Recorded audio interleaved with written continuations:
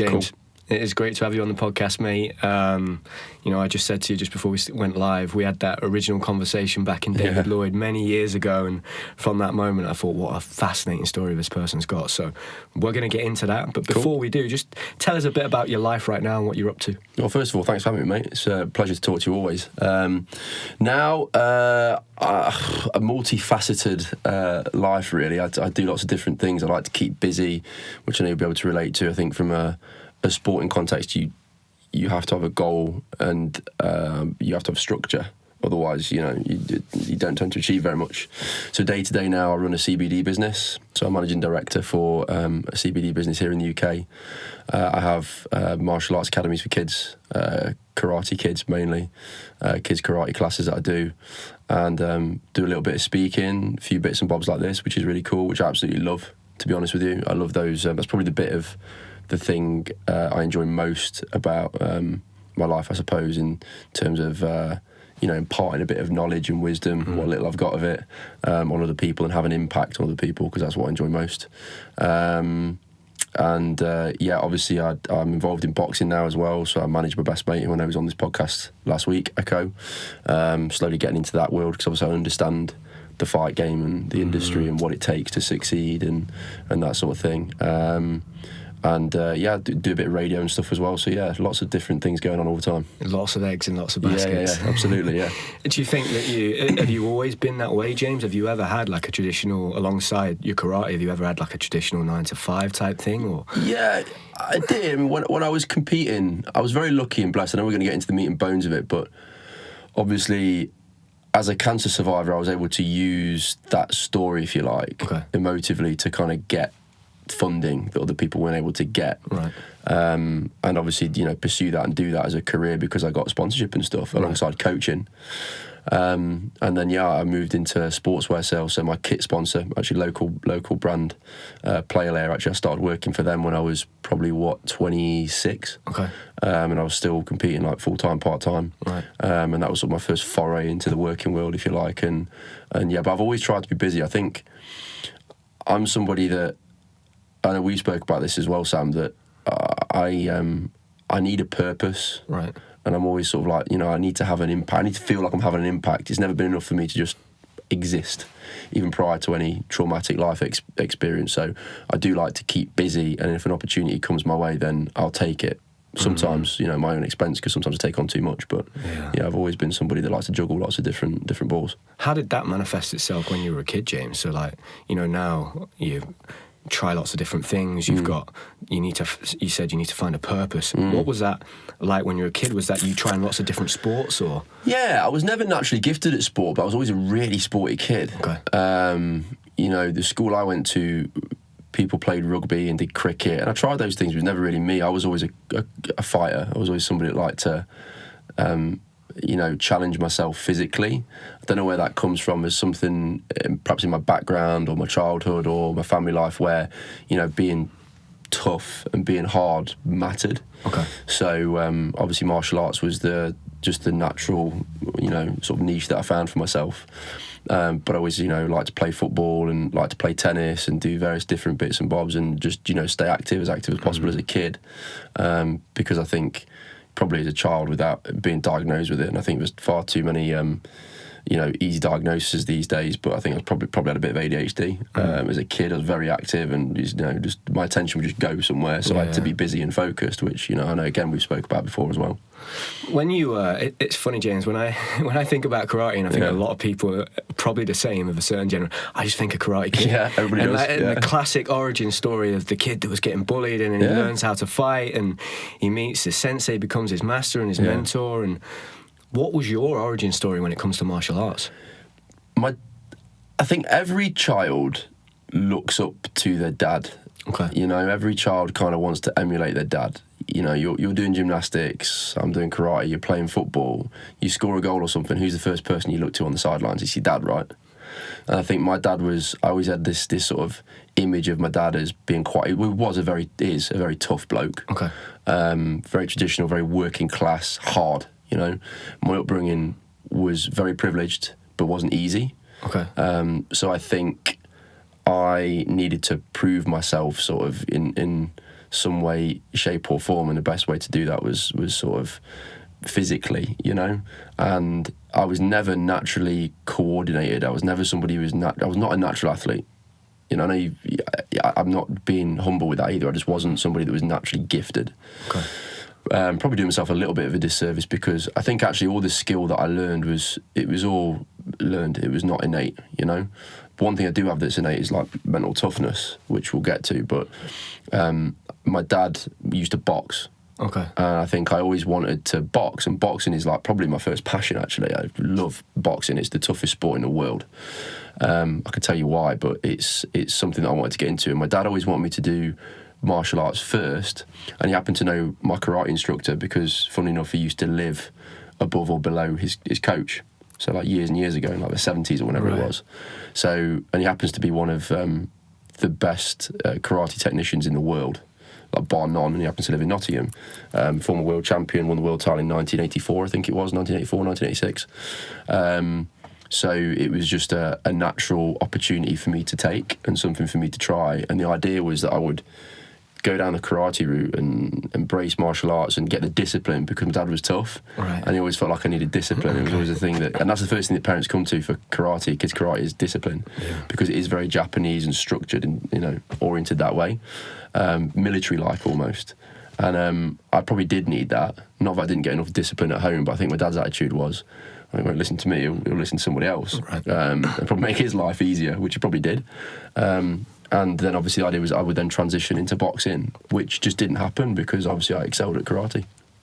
And who were your big influences, mate? So back then, that age, was it, you said your dad already, but was your first coach your coach for your whole journey through karate? Well, I started off with a lady actually called Sensei Beavers, Debbie Beavers. She was brilliant. She was just amazing with kids. I'm not sure, you know, some of the stuff and the ways that she'd inspire me or make me laugh or whatever, probably wouldn't get away with now, but she was great. She was just fantastic.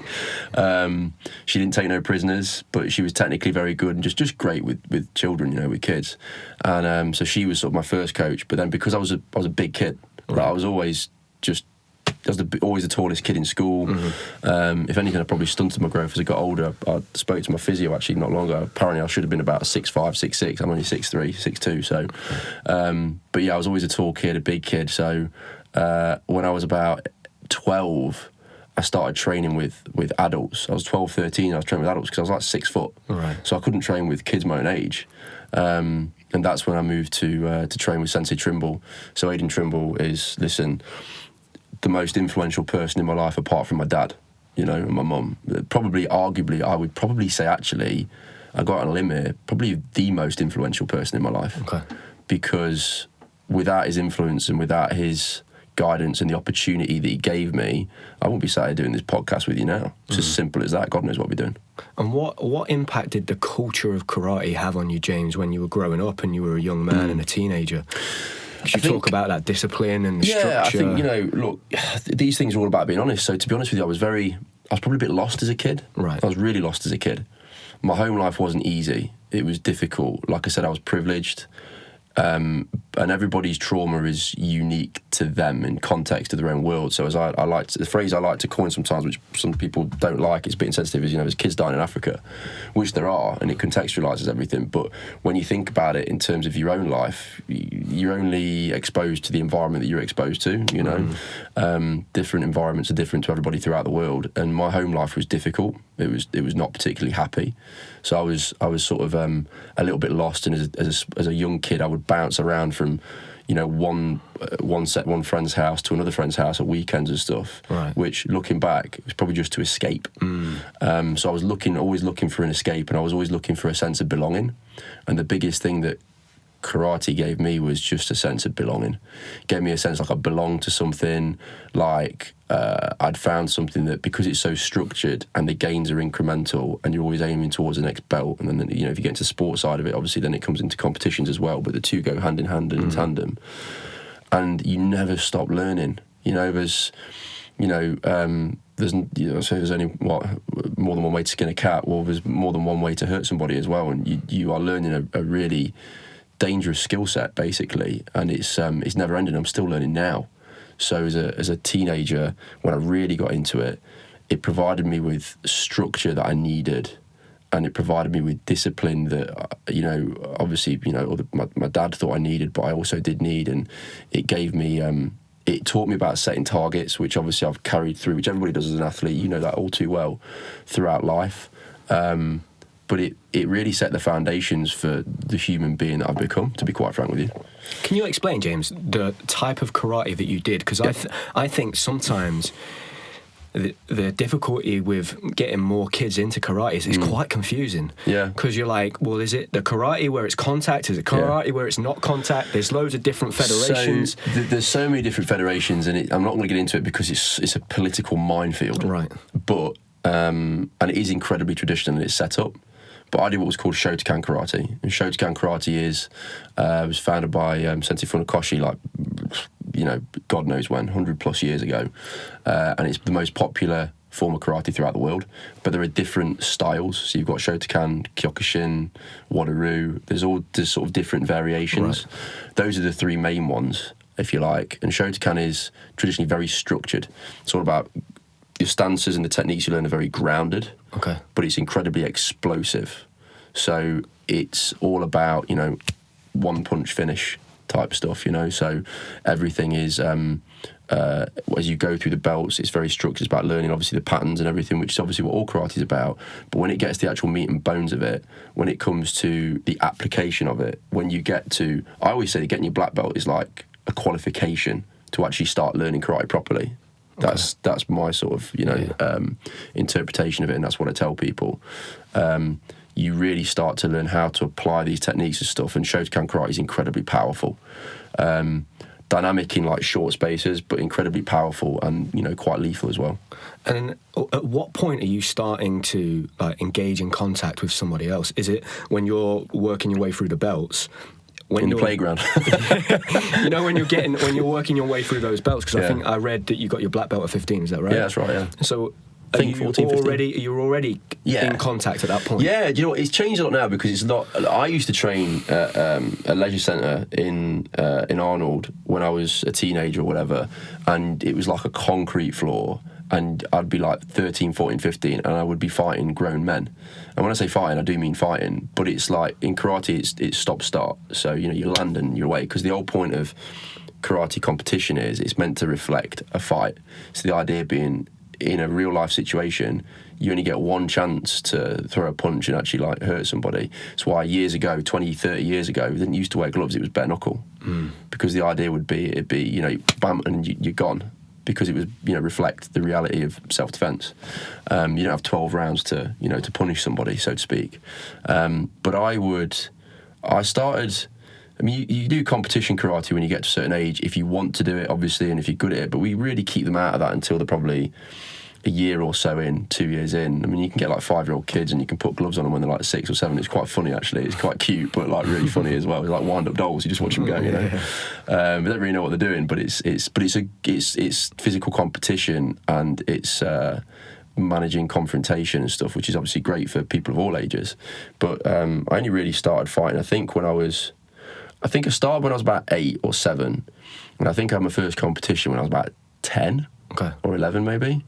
But then you sort of really ramped up when I was about 16, 17, and that was when I stuck with it. Other people didn't, and I used that period when you're about 14, 15, 16, you start to get distractions. That period for me was that was where I was training in overdrive. And I sort of went from, I was sort of doing this, then all of a sudden I went vroom, like that. Yeah. So my trajectory was quite sharp, and that's when I got selected for England and everything else. And what was the career path, and maybe it's still exactly the same in karate, James? Because again, your sport is one of those sports where there's not a Team GB setup, there's an England setup. So how did that work when you first made it onto Team England? Well, there is a Team GB setup now, but obviously there's different political factions of it, and there's different organisations. Right. So essentially, you basically I was part of a federation, a wider federation, and obviously we have an England team, and you get selected for England and you fight for them. That's basically what happened for me. Right. Okay. Then you have a wider sort of England association that's obviously affiliated to the IOC, the Olympic Committee or whatever, and obviously then I went on to fight for them afterwards. Right. So that's sort of the pathway that. And is there funding available for at that stage? Well, there is when you get to I don't want to say too much of it because it wasn't Sport England used to fund the England karate team when I was a teenager, and there was an investigation into it, and the funding ended up getting dropped and stuff, okay. and it was all a bit of a farce. So obviously that had a massive impact on sport in the country. But we've actually, as a country, we've had some incredibly talented athletes, some amazing world champions who I've trained under, and some of them I trained with. So we've always done well and punched above our weight, if you like, but largely it comes down to talented coaching, right. which obviously we've had because a lot of instructors from Japan in the 60s and 70s came over to the UK. Right, okay. So obviously that then filtered down, trickled down, and then competition karate, which is is a very different format to traditional karate, and traditional karate is very structured within its own styles and associations, whereas competition karate, basically it's all styles. You can be from Shotokan, Wateroo, whatever. You're all affiliated to the same governing body, and you then compete. You can fight against people from different... sport karate is the different entity. And when karate was in the Olympic Games, it was in Tokyo, right? Yeah, Tokyo, right? Obviously, which is a shame because of COVID and everything. What type of karate was that? That's all styles, so mixed styles. So you have different athletes that represent the country, but you might have I remember being on teams with guys that. Some of them were Wateroo, some were Shotokan, some, do you know what I mean? That generally speaking tends to be the way. Majority probably of competition, elite level competition fighters now, and there are some countries around the world where it's heavily funded, even like Eastern Bloc countries. So the best fighter I've ever seen is a guy called Rafael Agayev, and he was from Azerbaijan.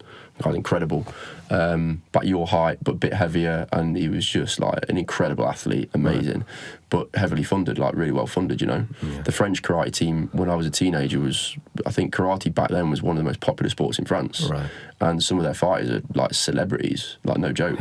Whereas here, obviously, it's not like that. Yeah. Funding wise, it's sometimes a challenge, but you do sort of find the majority of athletes now are probably Wateroo background because it's more fluid. Okay. And then they sort of just transition into it. I mean, we're a very traditional, the association I'm a part of, and I've always been taught very traditionally. So it's traditional karate training. A lot of karate schools now are sport karate clubs. So they basically they train in tracksuits. Right. It's like kickboxing, but with a bit more finesse. Yeah. So they still grade them. How they do that, I don't know, but it's probably a little bit less traditionally structured. Right. And so for those years between your teenage years when it got serious, James, and then up until that point at 21 when you get that life-changing news, what does that trajectory look like at that point? I was flying, man. I was doing really well. I was probably competing, I don't know, at least once a month. And I was on the England team. I'd competed a couple of times internationally. I'd won English titles. I'd won British titles, some of them individual, some of them team titles. I was doing really well from the age of, say, 17 through to 21. And it was a huge focus, the biggest focus of my life back then. I'm thinking back now, God, it's more than 15, 16 years ago, you know. But and obviously, cancer diagnosis comes along and changes everything, you know. Yeah. That's something that at 21, that's just not supposed to happen. What is ever supposed to happen? Of all the things you to expect in your life, that just isn't one of them. How surreal are those conversations you're having where you're being diagnosed with cancer and then you're sharing that news with your loved ones? Just how different, just to get your head around that, I just can't comprehend what that must be like. Still sends shivers down my spine when I actually think about it. I mean, at the time, it's funny because you feel, I don't know if it's, I don't know what you were like as an athlete or a sportsman, but you feel like you want to do well for yourself, but you want to do well for other people as well. And so you feel like a certain responsibility to perform for others or whatever else. And I think that for me, I was you've then got to, I was very aware, acutely, probably subconsciously, but acutely aware that it wasn't just going to affect me. I was dragging other people into this as well. Right. So straight away, my dad, my mum, my mum, when she heard the news, my dad just told her. She was on a beach on holiday and she just collapsed. She fainted, because she just got told that her son had leukemia. Having those conversations is surreal, but I don't know, Sam. The strange thing is it's strange because I think adversity is something that even as a kid is never I always liked being the underdog. Adversity is something that I always embraced. It never scared me. It was always like, I saw something the other day and it's so true. Every person who, is a badass and has achieved something in life has gone through some form of adversity and has experienced some form of trauma. So obviously I was devastated, but I kind of embraced it as my chance to shine as well. Right. Which sounds a bit perverse. I don't know what a psychologist would make of that, but I remember thinking, I was told that I knew something was wrong, and I went to hospital, and I got a blood test, and the same day I got called into hospital, and they told me it'd be a few days because I just had basically a flu bug, and I just felt unwell, and I couldn't get up a flight of stairs in the gym without literally, it felt like I'd done 5k or something. So I knew something wasn't quite right, and that was because the cancer had taken over my blood so much that I had less than half the amount of red blood cells I had, a fortnight before, because I had what's called acute myeloid leukemia. It's the most aggressive form of cancer on earth. It will kill you within about 6 weeks if left untreated. And they reckon that when I was diagnosed, I was at the stage most people are at after 3, and I was probably a couple more days, I probably would have gone into intensive care and died if I hadn't have, caught it so quick. And it probably accelerated so quickly in me because I was so fit, because I regenerated blood cells so quickly at the time. And I remember going into hospital and thinking, and at the time I was oblivious to it, but the haematology ward is basically a ward for people with leukemia, lymphoma, and sickle cell anemia. Okay, for the most part. And I'm walking down this corridor, and there's cancer posters and leukemia posters and stuff, and I didn't see one of them. I was like, right, I'm going to go in, get this blood test, and go in. And my dad was with me, and he saw all of them. Yeah. I later found out. He's thinking, crap. Yeah. You know what I mean? What's going on here? And so they came in, and this doctor said to me, she went, you've got basically no immune system left. It's shot. Do you feel okay? And at the time I was fine. I was like, yeah, I'm not ill. And she was like, you've got, I think my hemoglobin count, when I got tested at Loughborough University about a month or two before, was about 16 point something, however they measure it. So hemoglobin obviously is what carries oxygen around the blood. Okay. And then that day it was 7.2, which is like I say, less than half. So I was like, what's caused it? And she was like, well, and also you've got no platelets, which clot your blood, so, you bang your head and you could, get a brain hemorrhage and die. So obviously they're very concerned, and it could be this, could be this, could be... She knew what it was, but she's like, could be this, could be this, could be this, or it could be a leukemia. And I was like, what's leukemia? Because I had no idea. All I knew about leukemia was watching children in need as a kid and seeing sick bowl kids in hospital and people raising money for it. I didn't really know. Yeah. And there was a young girl that died when she was in secondary school that I went to primary school with. That's kind of the only... I didn't really know what it was. I was kind of ignorant at that age. And I was like, okay, so what's that? She went, it's blood cancer. I went, right. So then she left.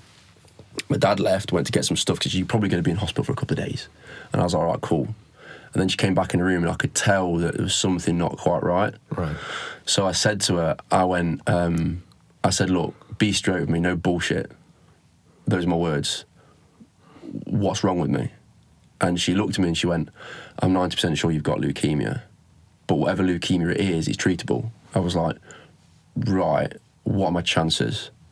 And the first thing I wanted to know was, what are my chances? What are the variables?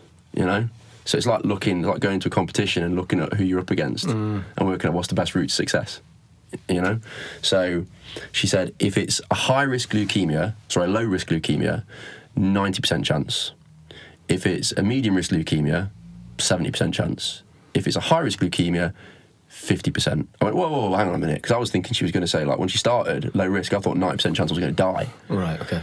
So she was like, oh no, 90% chance that, we can cure it with chemotherapy or whatever else. And I went, 50-50? She was like, yeah.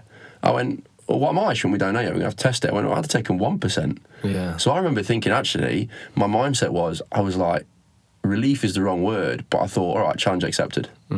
Turned out I was a 70% risk of sort of relapse after treatment. So I was what's determined medium risk. It's a very loose sort of terminology for it. I was in hospital the next day, met the professor, who's flipping genius. I was, you locked up for sort of 6 weeks at a time, but taking on that kind of news every day, Sam, you're taking on board literally life and death choices that, doctors are having to make. But I was inquisitive, because I wanted to know as much as I possibly could, and I didn't want them to keep stuff from me, which obviously they do, because anything you need to know what you need to know. Yeah. But it's difficult. It's not easy, but you have to embrace it. You can't. My attitude was, I can't do anything about this. I'm just going to have to attack it like a bull in a china shop. And that's what I did. Because I remember thinking, I've got to stay strong for my mum.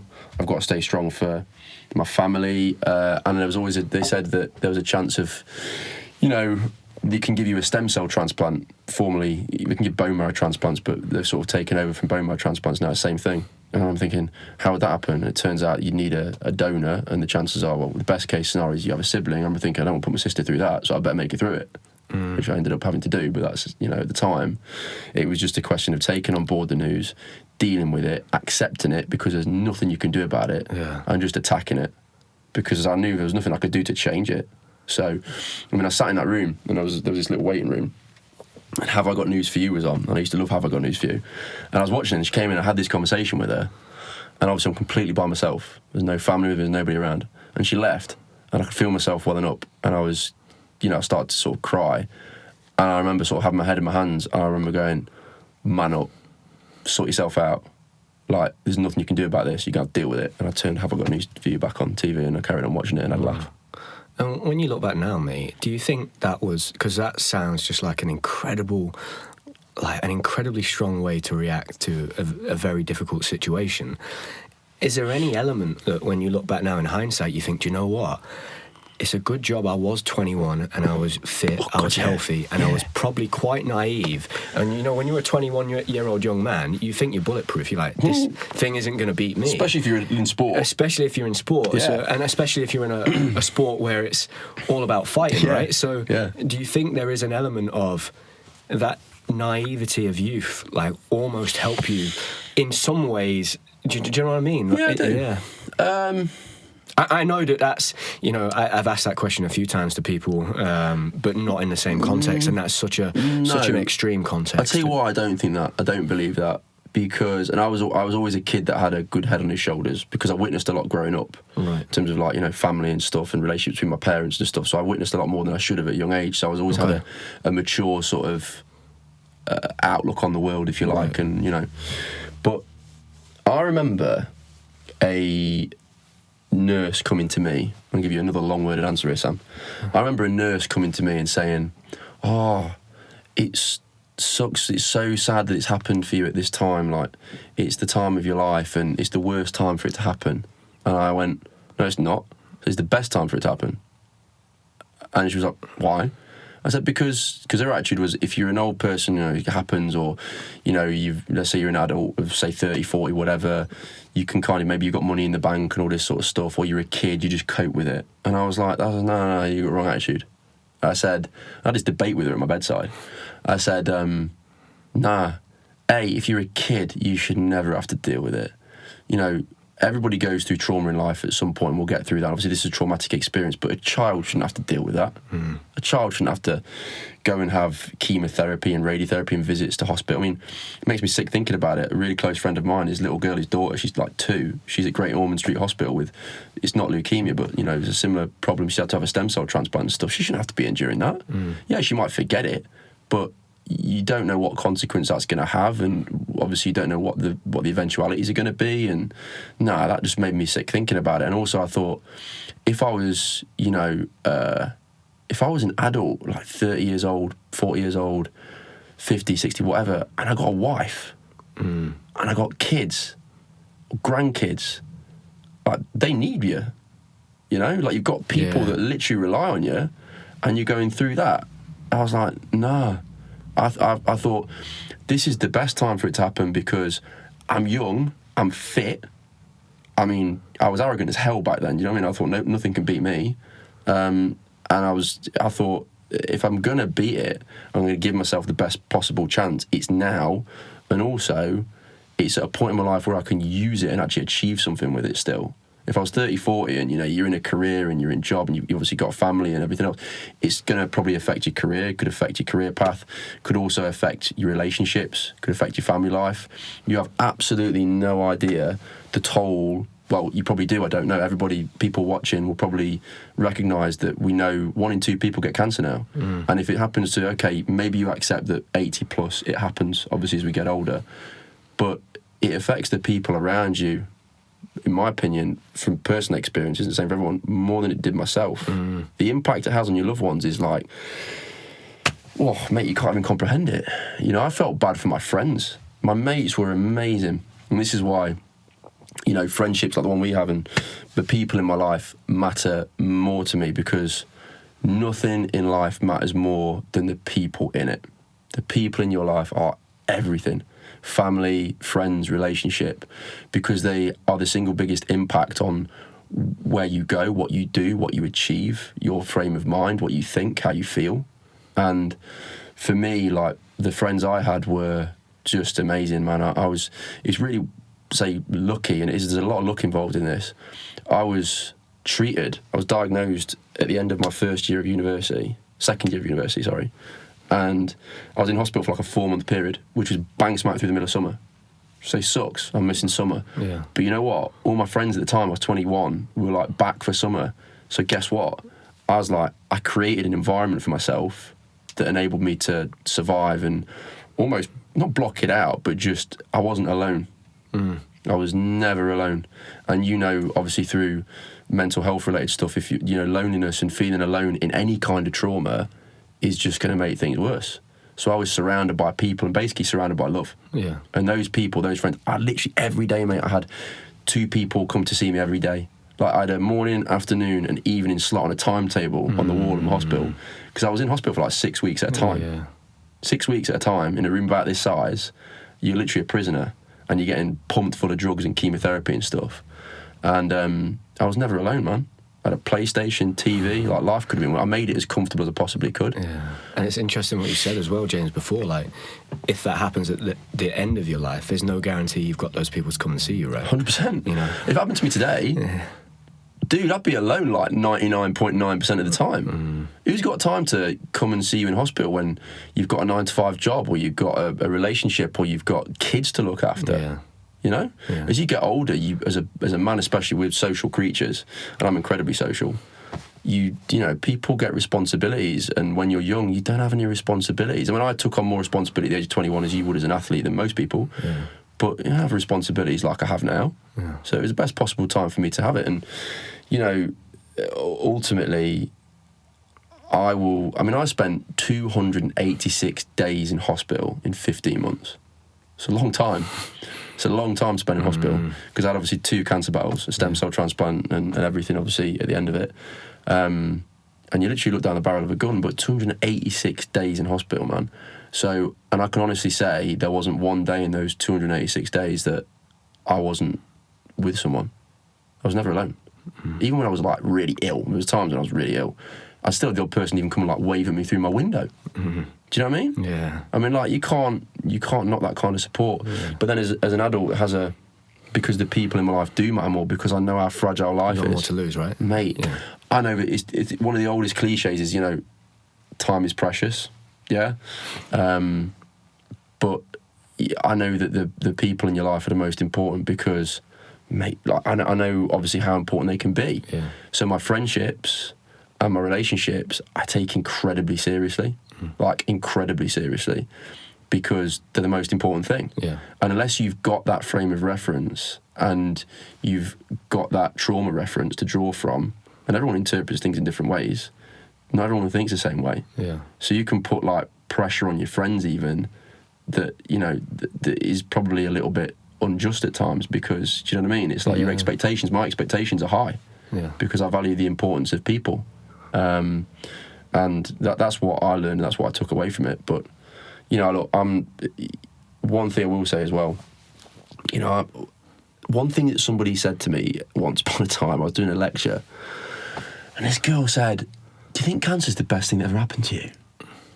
I knew what she meant, right? But I mean, I taught her a new one. But I said it was a ridiculous statement to make because of what I was talking about. But I know what she meant, because she's, you know, you've done this and you've done that, etc., etc. Cancer's the worst thing that's ever happened to me in my entire life.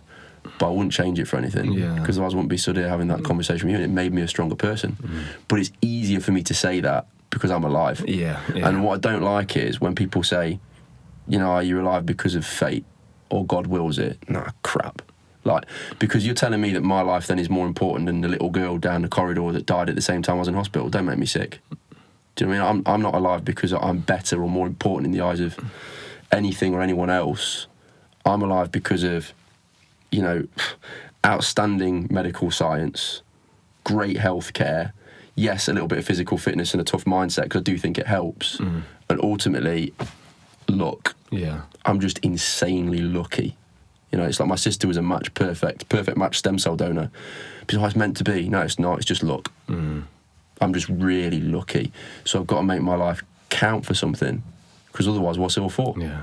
James, what was that emotional roller coaster of being diagnosed with leukemia, going through chemo, coming back, 6 months later competing at the Karate World Championships, but then... Proud of that. That was good. But then relapsing, like those emotions for me, just it must have been just unbelievable. Like, because I'm imagining you go from this incredible low, like the lowest you've probably ever been in your life, to this ridiculous high. Then another high of competing and sport in itself. You know, you go out there to a World Championships, you compete, you have a come down anyway. Then you find out that you relapse. Like, just what is that like to deal with? It's like emotional roller coaster, psychological roller coaster is, I mean, it's torment. You know what I mean? Yeah. But it's like, okay, so I came out of hospital and it was like, oh, you won't be going to the gym for like 6 weeks plus or doing anything. And I was like, screw that. I went back like the next day, and I went back to university after a week. I just wanted to, because I remember thinking, so came out in the October, and university had just started, and it was my final year, and I want to go and like graduate, you know, I want to do something. And I remember going back to uni and no one knew what to say to me, because I'd literally just come out of hospital and everyone knew what had happened, and you're getting all the pity emails and text messages and stuff, and I just wanted to just crack on, you know. And I remember I just went back to the gym and tried to get fit, and it was a real slow burn, man. It was like, imagine what it's like coming back from injury, but like obviously physically you're battered. And I remember going to the gym and just battling through every session and going back to university thinking I want to achieve something, and people going, oh, don't you want to go on holiday? And I was like, yeah, but I mean, I could have used, they've got these charities that will go, oh, what do you want to do? Well, you know, if you want to go to Barbados for 2 weeks, you know, we'll pay for it. I remember thinking, I don't want pity. I was like, oh yeah, feel sorry for me, I've had cancer, like, send me on a holiday. And I'm not saying that's not, but listen, if you take advantage of those things, then great, good on you. But for me, it was like, no, I don't want, like, you know, pity for it. I want to be thought of that I've achieved something. And the truth of the matter is, mate, when I came out of hospital the first time, you don't know if it's going to come back. You ever get that feeling like you're being watched, like you're looking over your shoulder? Yeah, did you have that? Was that elephant always in the room? Mate, non-stop. Every day, every gym session, every doctor's appointment, you're looking at I remember feeling like I was looking over my shoulder the whole time, thinking there's this thing that's chasing you. It's like a shadow that's just following you around everywhere. What if it comes back? What if it comes back? What if it comes back? Because with leukemia, I was always told that chemotherapy, yeah, cool, you're in remission, it's gone, wicked. But it might come back, and if it does, you need a stem cell transplant. If that don't work, you're dead. It's that simple. So I was like, better not come back then. And I just remember for 6 months trying to do something, because I remember saying to that person that was like, don't you want to go on holiday? Nah, because if it comes back, I want to have done something with my time. Because I never, you don't think about dying, but I was probably looking back at the time, I was probably aware that, you know what, if it comes back, I might be screwed. So I want to have at least done something. At least I can say I've gone to university and graduated. And you talked about World Championships. Listen, never underestimate the power that your words can have on another human being. Like, the spoken word is the most powerful tool we have. And my coach was the first person, Sensei Trimble, to come and see me in hospital. And the first thing he said to me was, it's just another fight. And I got, you know, sort of, like I say, hairs on the back of my neck standing up, was thinking about it. And outside my immediate family, he was the first person to come and see me. And those 4 words, it's just another fight, resonated with me every day, because he told me that there was a seat for me on a plane to the World Karate Championships in Vegas in the April if I was fit. And if I wasn't fit, then I'd come as a mascot or something. So I was like, I ain't going as no mascot, I'm going. So every single day that I came out of hospital, I was in the gym, I was in the dojo, I was training my ass off. And I got on that plane. I did all right. I think I got to the last 8 or something individually. What an experience. And then I got back, and 4 weeks later I relapsed. So that was tough. And I remember, it's weird, I went to hospital and I remember thinking like, there's something wrong here. But I didn't know physical, I felt fit. Right. But I did blood test as usual, and it was like, I remember getting pulled in, and I knew it was bad because the nurse came in with the doctor, and I thought, oh, crap. And she said, oh, James, I'm really sorry, like, your bloods aren't good. We're going to have to get back in, you've relapsed.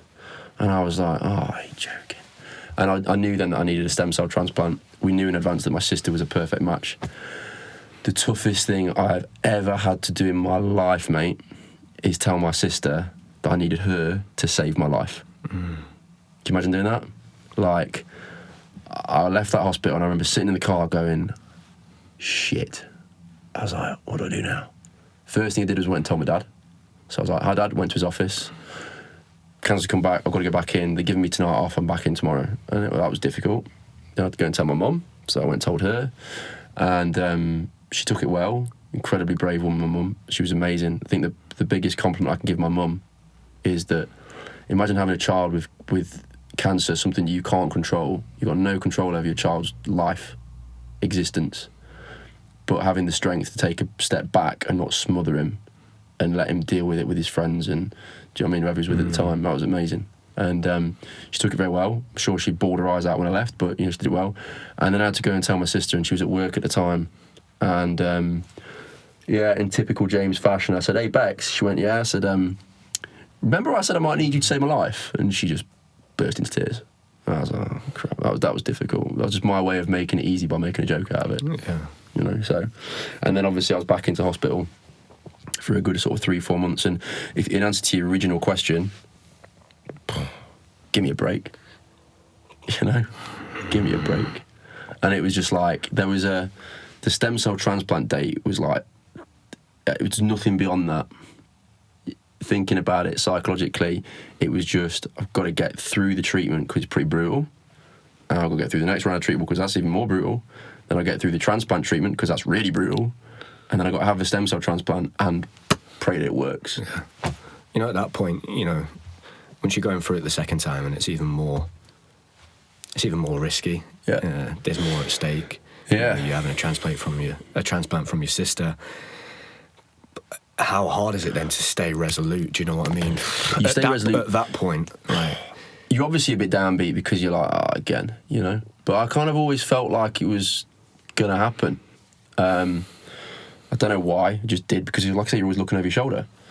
But I knew this is the flip side. A perfect match sibling donor from a younger sibling there's a 1 in 4 chance of it, which would mean for 2 of you to be expected to be the same. It's not just blood type, it's tissue type as well. For 2 of you to be the same, you have to have 8 kids. Yeah? Right. 1 in 4. Okay? So my sister being a perfect match, and I've got 1 sister, is like beyond lucky. This is why I don't believe it's meant to be or anything. I'm just lucky. Right. I'm just blessed. Yeah. And I remember thinking, well, that luck's got to count for something. And that's not to say I believe in any kind of luck. I was like, it's got to count for something. Yeah. So I always remember being positive about it, and I was always very sort of, and I wanted to be honest with you, mate, I had to be strong and I had to be resolute because I had to be strong for them. Yeah. Because you have to be strong for the people around you. Because let me teach you something about life. Sometimes it's important to speak up and, acknowledge that you're not doing well. But if you show weakness, then sometimes people don't always give you what you need. They might put an arm around you or pat you on the back or whatever else, but really you need to be G'd up. And what I learned and my mindset was, if I'm strong, this ain't going to break me, I'm winning this, yeah, they'll feed off that. And they will be positive towards me. and the more normal they are, the more positive they are, the more jokes they crack, etc., then the better I'm going to feel. Yeah. And I'm a big believer that brain toxicity and chemistry and all those things, because I think the biggest cause of cancer is stress, Okay. is going to help. Yeah. So I created a positive environment. I put a lot of pressure on myself to create that environment and appear positive. You have your bad days, don't get me wrong, but create that positive environment and be a champion mindset. Yeah. Because then other people feed off it. Muhammad Ali once said that other people believed he was the greatest because he said it so much before he even did. So it's kind of the same principle, you know? Make other people believe in you, even if you have self-doubt yourself, and you'll feed off that. Yeah. Do you know what I mean? How important, James, is when you're going through something like that, how important is that choice that you spoke about in how you decide to approach it? You know, like my granddad passed away at the start of the year of myeloma, and he fought it for 3 years, and Horrible disease. what he went through for 3 years is just unbelievable. Like, he was such a small, frail man by the end of it, Yeah, I feel you, man. everything that happened to him, the strongest guy I've ever met. Sorry, stuff like that, by the way, you just say, it's why people say to me about fate and stuff, I'm like, nah, because it doesn't matter about your grandma's age and stuff. It's like, you'd say one life is more important than another, you know? And the thing that really struck me through that was the moment you give up, if you decide this is going to get me, I don't think I can fight it, my concern was always when that moment comes, he's going to go quick. Yeah. You know, you've been someone that's been in that position as a strong, young, fit, healthy young person. How important is that choice, not just in a situation like this, but also in life? Like, you know, when you wake up, you have two options, right? You choose to either glass half full or the glass half empty. Yeah, 100%. Like, it's a choice, isn't it? That is a decision. How important is that choice in a situation like that? But also, how do you carry that into the rest of your life? It's essential. It's essential. It's absolutely essential. If you can choose how you approach something, even if you don't feel a certain way. Like you say, obviously, what you're saying is you can choose what you put out there, and what you put out there. And if you want to be arty-farty with it, we're talking about energy. And if you put the right energy out there, you receive it back. Yeah. So I think that there are couples, aren't there? It's well documented. Do you know how many people have, say, married couples, and they're like 90, and then all of a sudden, one of them dies. Yeah. And they've lost him, and then 6 months later, the other one dies. Yeah. And you're telling me that's not to do with, like, grief, and that's not to do with, you know, love and whatever else. It's everything.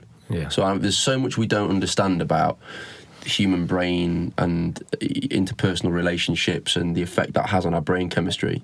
I mean, the places where people live longest in the world are called the blue zones.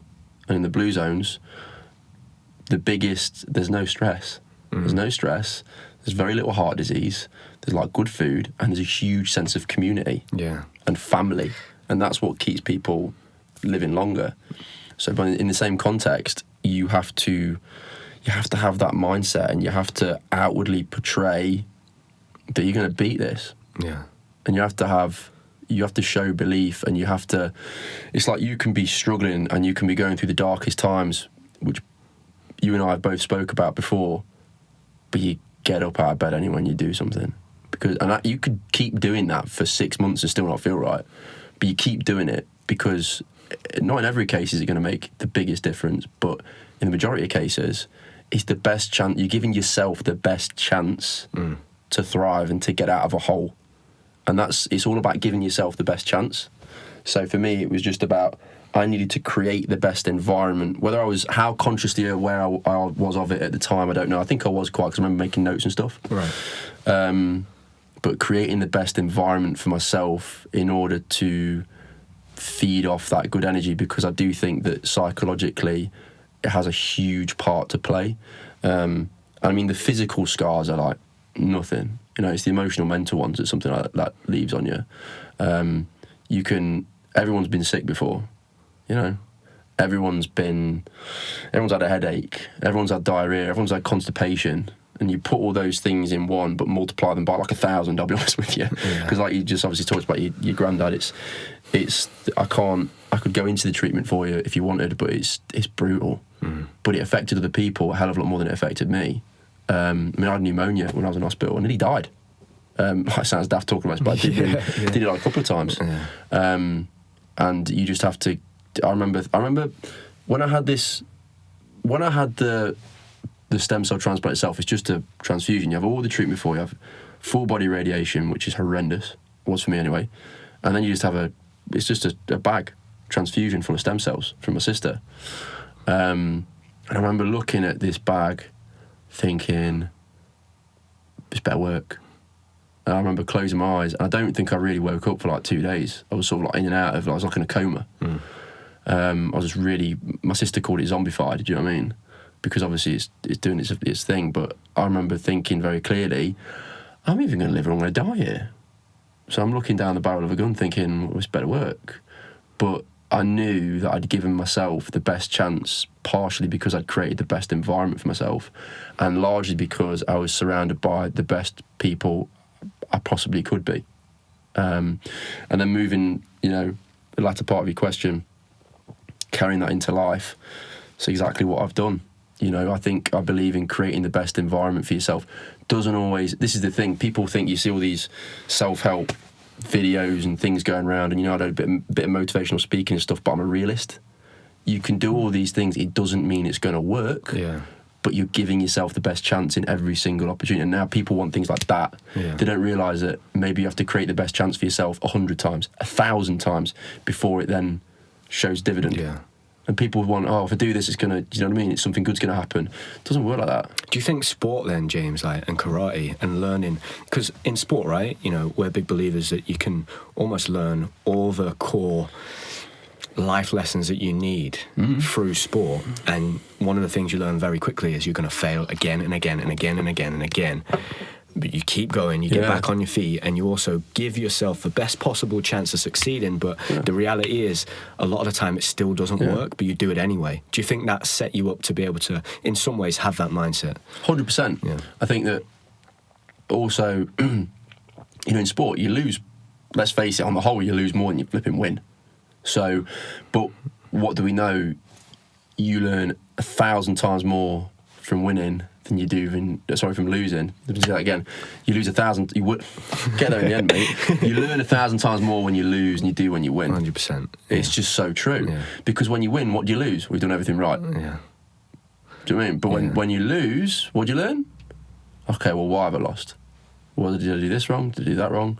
But I've spoken to you before about you can also be hyper-analytical, because as an athlete you taught to reflect on your performance, analyse it, and then amend it. We'll try doing that in every single step in life and you'll be screwed, which I've done before. Yeah. But one thing it does do is it sort of, it's definitely sport taught me that, especially as a fighter, in a fighting sport, it's one thing with all due respect, losing a football match, or especially losing a team game or something, it's not just all you. Yeah. But when you're fighting, it's you versus someone else, and trust me, nothing hurts more than getting beat up by another bloke. Yeah. It hurts your pride. It's like a deep-rooted, primeval thing, and you have to use it. You have to use it as fuel, and you have to kind of G yourself up, and when you're on that mat or in that cage or in that boxing ring, nobody can help you apart from yourself. Your coach can't help you, your family can't help you, the crowd can't help you. The only thing that can help you is you. So you got to find solutions to the puzzle to beat the guy opposite that's trying to kick or punch your head in. So in life, it's you sort of learn to ask for help at the right time, but ultimately you accept that it's up to you to make a success of something. But then, as you'll know, you can also be too hard on yourself, because then if you get it wrong, it's a delicate balance, right? It's really hard. Yeah. It's really, really hard. But then, it's like I must have fought, God no, I don't know, a few hundred people in my life I've faced up to, and I've looked at them in the whites of their eyes of people. So I know who's got a bottle. I can have a conversation with somebody, which is why I pride myself on being a good judge of character. That's one of the things I've taken through. It's why you and I are such good friends, because we're on a level. And I know, I can look into somebody's eyes and know whether they're a bottle job, whether they've got, something about them, whether they're aggressive, whether they're going to back down. That's when you find out the most about people, right? When shit hits the fan. It's not when things are good. Absolutely. It's like when, okay, what are you going to do now? Now that it's bad, are you going to stand? Yeah. Or are you going to run? Like, when the chips are down, that's when you've got to, and that's like, in friendships and relationships, it's, the biggest relationships and friendships are hard, man. Like, you know, we all occasionally we fall out with friends or loved ones or partners, whatever. But ultimately, like you, I think as a result of my life experience as well, you know, if I'm all in with someone, I'm all in. You know, whether it be a friend, girlfriend, whatever. It's if you're going through hell and you're going through something, I'm right there in the mud with you. Yeah. And I'm going to trudge through it, and you know, we'll come out the other side of it. And that comes from, I think, you know, that all or nothing attitude that you get from sport. Yeah. But I don't think not everybody thinks that way. James, just as we're getting towards the end, mate, just tell me what it meant after all of that to go and win a World Championship medal. And I think you won 2, am I right? 2 bronze medals, yeah. What did that mean to you personally? Because I imagine once you've fought something like leukemia twice and you've gone through all of that, at that point you're not really fighting against anybody else. You know, you're trying to prove something to yourself. I'd imagine at that point you are fighting someone else, but that's. I can't. At that point, there's no bigger fight than the fight you've just faced. Do you know what I mean? Yeah, amazing achievements, especially the first one. I think it was 2013. So I was told you will never compete internationally or at a high level ever again because you've lost 10% of your lung capacity through radiotherapy, and it ain't going to happen. And I said, I said it is. I just went hell for leather, and I must have regrown alveoli in my lungs, I was told, actually, which I think, you know, you can do through the right kind of training. And I was the only person on record that had, and this is a true fact, I'm the only person on record, I think, that's had a full myeloablative stem cell transplant, which basically means maximum level treatment, that's gone on to do what I've done in sport and also function at that high level of fitness, because obviously the damage to your lungs is so great. But obviously I was young and fit, so they gave it to me. Obviously it's gonna damage your lungs, so what? But obviously, you know, your life's more important. But I just threw myself into training. I had that goal in my brain where I just wanted to achieve, because I think the biggest thing is that when you go through, when I went through, when anybody goes through trauma, you go through a traumatic series of events, it leaves a scar on you. And that can be cancer, can be a car accident, can be a breakup, can be mental health issues, can be family related, can be, you know, an illness of some sort. But it's what you do with the scars that make you tougher and make you stand for something. And you can it's going to define you one way or another, whether it be outwardly obvious or subconscious. It's up to you how you let it define you. And I think for me, it was just about, I just wanted my life to count for something, because I did see young people, you know, I get a bit choked up sometimes thinking about it, you know, young teenagers or kids that were on the ward at the same time as me who died. And I'm like, I ain't special. So I'm lucky, and I've got to make my life count for something. And that obviously translates into sport and achieving, you know, the silverware that I won and everything, but also into life, because you want to make sure that you're there for the people that you care about and the people you love, and that you give them 99.99999% of you all the time. Because, you know, they're lucky to have you. Cause, you know, you're otherwise, I'm lucky to be here. Yeah. But in a sporting context, you know, that was an incredible relief to go there. And I think it was 18 months after I came out of hospital, I was in Vegas fighting again, and I got a world bronze medal, which was amazing. It was incredible. And that was unbelievable. And I remember thinking, wow. But then the second time, when I went a couple of years later in 2015, I actually think I could have done better. Right. I was robbed a little bit, thinking back to it, but you know, I'm just incredibly proud of those achievements. But they're not. It's funny, I don't see them as personal achievements. I see them as I don't know. I don't think of them as personal achievements. I think of them as achievements for the collective, for everybody that helped me get there. Yeah. And I think it was validation. For me, it was validation. It was like, okay. Do you know what I mean? I've done something that's worthwhile now for the people that sacrifice so much for me, because it's not lost on me how much the people I care about sacrifice for me when I was going through something traumatic, which is why I'll always reach out to somebody who's dealing with something, whether it be mental health related or personal illness or family related or what, you know.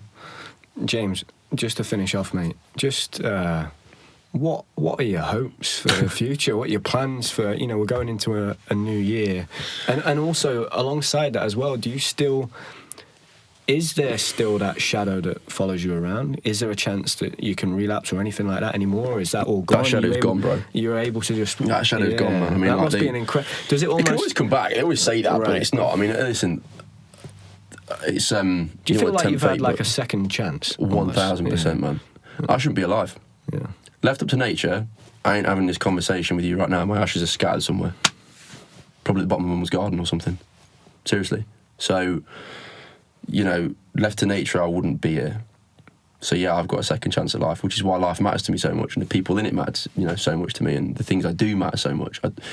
Time is precious. Time is the most valuable commodity we have. So I don't give up mine freely. Do you know what I mean? I'll give up my time to people because, you know, I want. But then if it's a waste of my time, I resent it. Yeah. So that's why I do so many different things, especially when it comes to doing stuff like this. Yeah. But no, I'm not looking over my shoulder thinking, oh, is it going to come back? Because that's gone. It's been and gone now. It's a part of my life that I don't want cancer to define me. It's given me an opportunity to go and do other things. I want that to define me. Yeah. You know, once upon a time it was sport, it was silverware, but I'm always chasing. I'm always creating new goals for myself. I'm always very structured. I'm up at 5:15 every day. I'm in the gym at 6 without fail. And I try and maximise each and every day and take, it's an old cliche, take every day, you know, make the most of every day, but it's impossible to do that, you know, but I do try and live by that mindset because I don't want to look back on life and think I haven't achieved something or I could have done more here or could have done that more there. So, you know, I'm always setting goals, I'm always setting targets. My target for next year is I want a podcast of my own, like yours, because it's something that I think I could do very, very well, and I have a lot to give. Life's about legacy, mate, and ultimately you can make as much money in life as you want, and I am very financially driven. I want to be successful. I want to be rich, but wealth is representative of success, and I want to be successful, and I want to count for something. I want to do more charitable endeavours, but ultimately the biggest legacy you have is your family. Yeah. And I want a family. Yeah. You know, that's ultimately my goal in life is, you know, the people I admire most in life are people like yourself and friends of mine who are in loving relationships with kids and a young family and everything. That's what life's about. It's not about this. Yeah. It's about that. That's life. Amazing, mate. James, thank you very much. It's been a pleasure. Thank you. Top man.